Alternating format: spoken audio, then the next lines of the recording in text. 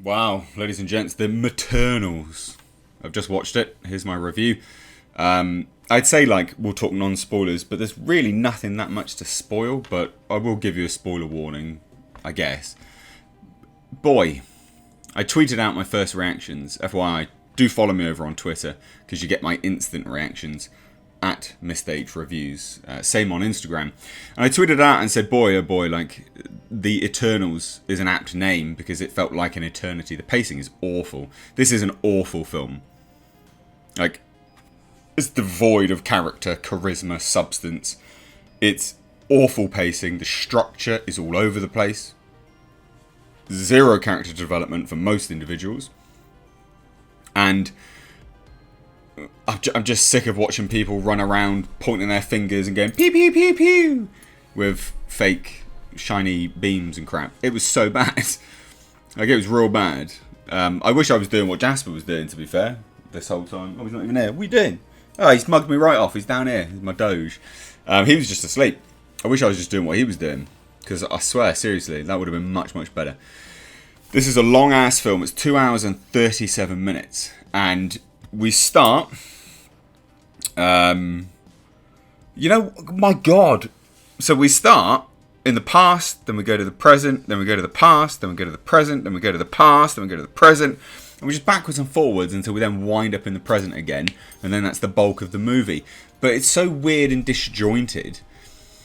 It's genuinely very weird and disjointed. The fact that we start in the past, where the Eternals land on Earth and are sort of, fighting some deviants and saving humanity and stuff like this, to then flash forward to this big setup of, oh my God, the deviants are back. Oh my God. And then they go, oh, just random cut back again for character development. Why didn't you just start the history of the Eternals first and then flash forward once they had killed all the deviants and then go, oh my God, they're back? That would have made more sense. I'm not... You don't have to tell linear storytelling, but this flip backwards and forwards with this movie failed massively, and it was shit as a result of it. Gemma Chan's great in this. She's really, really good. But she's good in everything. But I tell a lie, she's not even that good in this. She's... Oh my God! Oh, this film. I like Gemma Chan as an actress, and I think I'm giving her a bit more of a break than I should, because she wasn't even that good in this. That's probably the truth of it.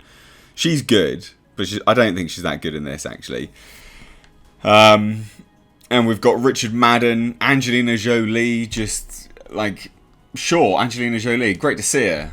She looked bored half the time, she looked bored. You got Brian Tyree Henry, fine, I guess. You got Kumail Nanjiani, awful. He was awful in this.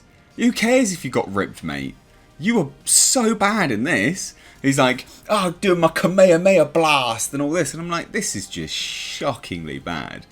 I'm literally watching people run around on a green screen pretending to fight things. And I'm sat there in the theatre just going, I've got to talk about this film. Fucking, I don't even want to watch it. I don't even want to be here. Oh, it's super, super terrible. Now, that is one of the main gripes I have with it. Actually, is that just the over reliance on green screen. Everything is CG.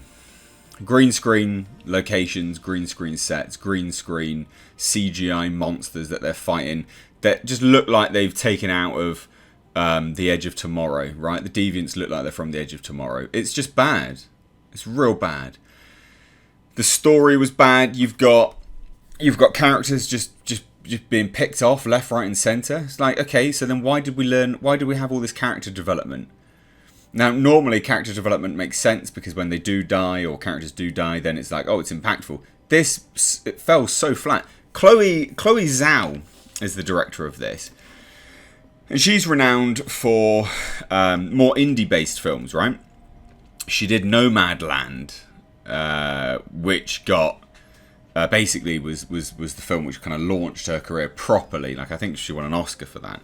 Yeah, there's been other films, short films, Songs My Brother Taught Me and The Rider and things like that. But Nomadland was the one which put her on the map. There's nothing from her in this. There is nothing of her in this film.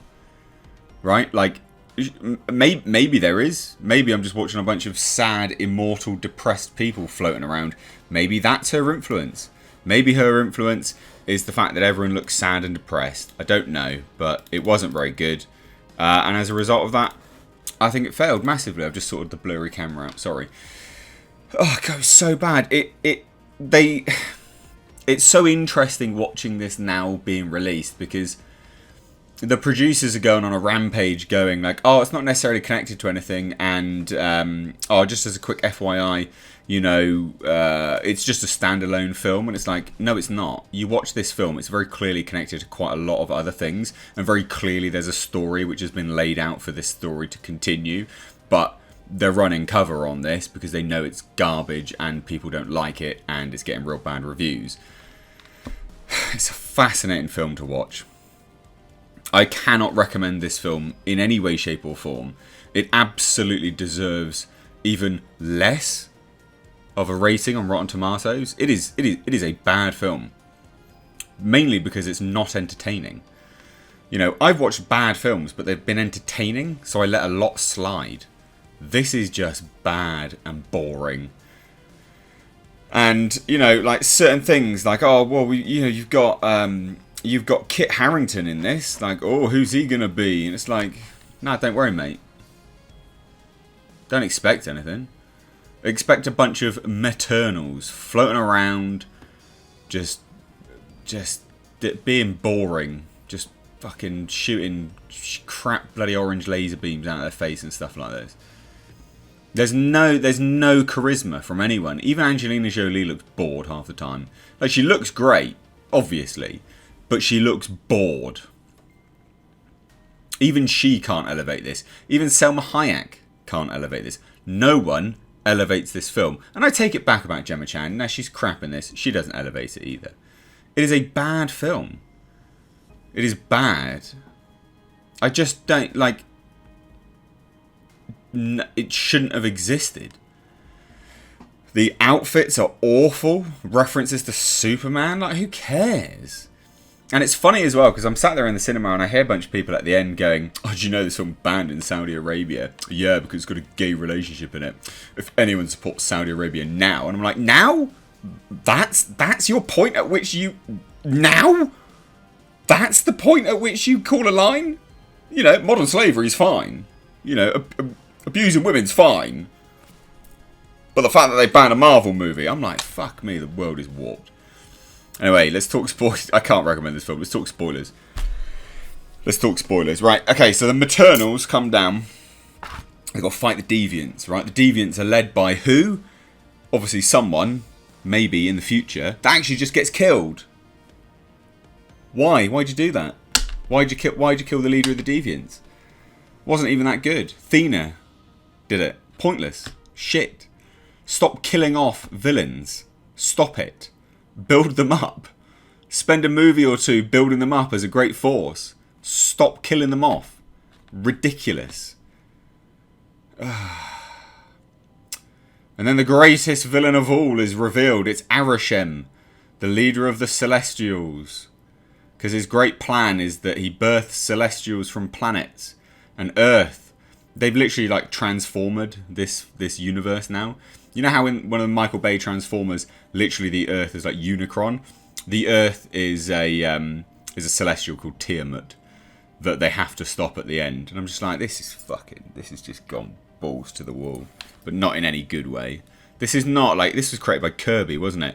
This is not him. Like, this is not him at all. Yeah, bad. Real bad film. And then you have, right at the end, you've got Mahershala Ali's Blade voice come through. It's like, do you really want to take that, Mr. Whitman? When, obviously, he's trying to grab the ebony blade. Because he doesn't do any... He's not who he is.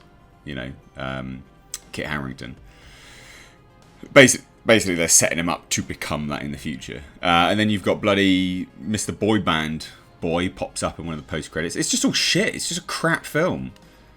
This is the film that This will lose. Will it lose money for Marvel? I don't know. It's not going to make a lot of money because it is boring. 2 hours 37 minutes of boredom. I think this is the film that will show that there is a amount of fatigue, and we just want good films. You can't just pump a superhero movie out and expect people to watch it. It still has to be good. And this was crap. Yeah. I'm genuinely done with a lot of green screen when it's very patently obvious. I think I've reached my limit now, my pivot point. I'm done. Yeah, crap. Anyway, let me know what you guys think if you've seen the Maternals down below. Love to hear your thoughts. Thanks, guys. Take care.